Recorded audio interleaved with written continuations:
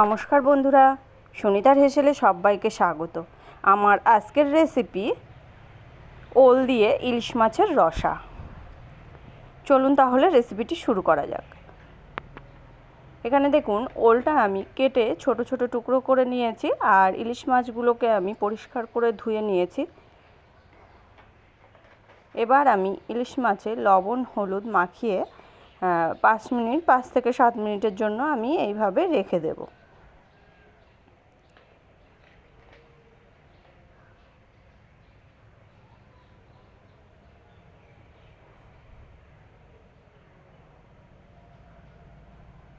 দেখুন, খুব ভালো করে আমি মাছগুলোর গায়ে লবণ হলুদ মাখিয়ে নিচ্ছি। মাখিয়ে নেওয়া হয়ে গেছে আমার লবণ হলুদ। এবার আমি এইভাবে 5 থেকে 7 মিনিট এই মাছগুলোকে রেখে দেব।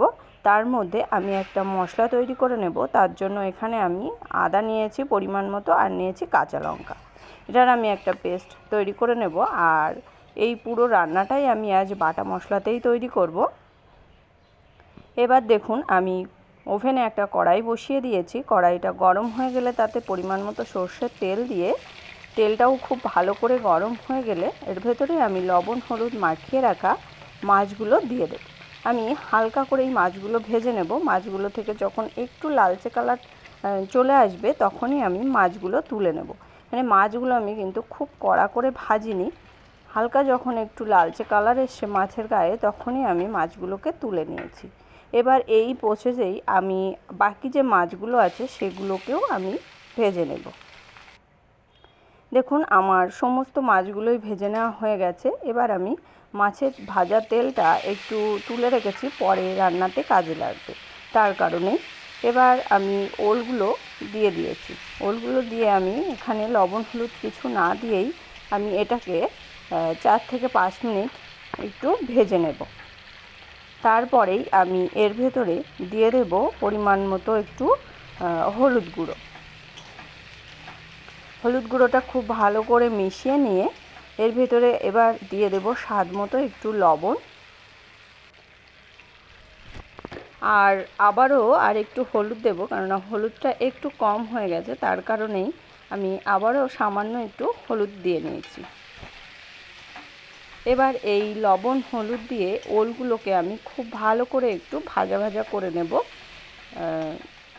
এই প্রসেসটা আমি 5 থেকে 7 মিনিট আমি ওলটাকে খুব ভালো করে লবণ হলুদ দিয়ে ভেজে নিয়েছি।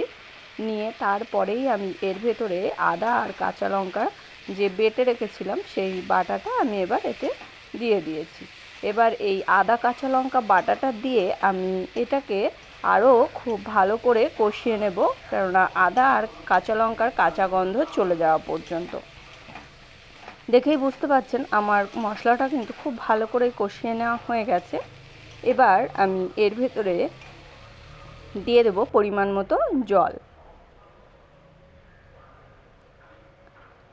জল দিয়ে খুব ভালো করে মিশিয়ে নেব ওলের সঙ্গে। জলটা মিশিয়ে নিয়ে এটাকে আমি ঢাকা দিয়ে রাখবো 10 থেকে 15 মিনিটের জন্য। আমি এইভাবেই লো টু মিডিয়াম আঁচে ঢাকা দিয়ে রাখবো। তার মধ্যেই আমাদের ওলটা যাতে সেদ্ধ হোক, তার মধ্যে আমি কিছুটা পরিমাণ জিরে নিয়েছি। জিরেটাকে আমি শিলে বেটে নেব।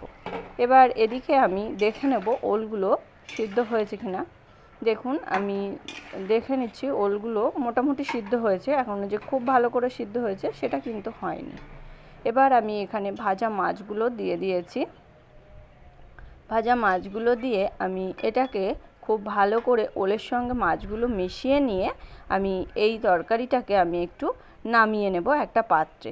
নামিয়ে নিয়ে আমি কড়াটা আবারও বসিয়ে দিয়েছি গ্যাসের উপরে। আমি এবার ফোড়ন দেব তরকারিতে, তার কারণেই। আর মাছ ভাজার যে তেলটা ছিল সেই তেলটা এবার আমি এখানে দিয়ে দিয়েছি। দিয়ে দিলাম কয়েকটা শুকনো লঙ্কা, আর দেব তেজপাতা আর গোটা জিরে। এই ফোড়নটা একটু ভাজা হয়ে এলে এর ভেতরে দিয়ে দেব দুটো রসুনকে আমি থেতো করে নিয়েছিলাম। সেই থেতো করা রসুন দুটো এবার আমি দিয়ে দেব। এই রসুন দিয়ে আমি এই রসুনটাকে লো আঁচে খুব ভালো করে ভেজে নেব। একবারে লালচে কালার করেই আমি রসুনটাকে ভেজে নেব। রসুনের মানে কাঁচা গন্ধ চলে যাওয়া পর্যন্তই রসুনটাকে আমার খুব ভালো করে ভেজে নিতে হবে। আর এইভাবে রসুন ফোড়ন দিয়ে ওল একবার বাড়িতে রান্না করে দেখবেন, অসম্ভব সুন্দর হয় খেতে। এবার দেখুন আমাদের রসুনগুলো কিন্তু খুব ভালো করে ভেজে নেওয়া হয়ে গেছে। এবার দিয়ে দেব যে জিরেটা আমি বেটে রেখেছিলাম, সেই জিরে বাটাটা দিয়ে দেব। জিরে বাটাটা দিয়ে আমি এটাকে খুব ভালো করে একটু তেলের সঙ্গে কষিয়ে নেব। মানে জিরেটা একটু ভাজা ভাজা করে নেব জিরেটা। দেখুন জিরেটা আমাদের খুব ভালো করে ভেজে নেওয়া হয়ে গেছে। এবার আমি এর ভেতরে যে নামিয়ে রেখেছিলাম তরকারিটা, সেই তরকারিটা এবার আমি এর ভেতরে অ্যাড করব। তরকারিটা খুব ভালো করে মশলার সঙ্গে মিশিয়ে নেব। মিশিয়ে নিয়ে আমি আবারও 5 থেকে 7 মিনিটের জন্য আমি আবারও ঢাকা দিয়ে রাখবো লো আঁচেই। দেখুন আমি 7 মিনিট পরে ফিরে আসছি। এবার তরকারিটা দেখে নিশ্চয়ই বুঝতে পারছেন তরকারিটা একদম রেডি হয়ে গেছে। আর ওলগুলোও কিন্তু এবার খুব ভালো করেই সিদ্ধ হয়ে গেছে। তাহলে তৈরি হয়ে গেল আমাদের ইলিশ মাছ দিয়ে ওলের রসা। আমার এই রেসিপিটি কেমন লাগলো অবশ্যই একবার কমেন্ট করে জানাবেন। আর যদি ভালো লেগে থাকে তাহলে একটা লাইক করবেন আর সাবস্ক্রাইব করে পাশে থাকার অনুরোধ রইল। তাহলে আজকের মতো এই পর্যন্তই। আবার দেখা হবে নতুন কোনো রেসিপি নিয়ে। ভালো থাকবেন, সুস্থ থাকবেন। ধন্যবাদ।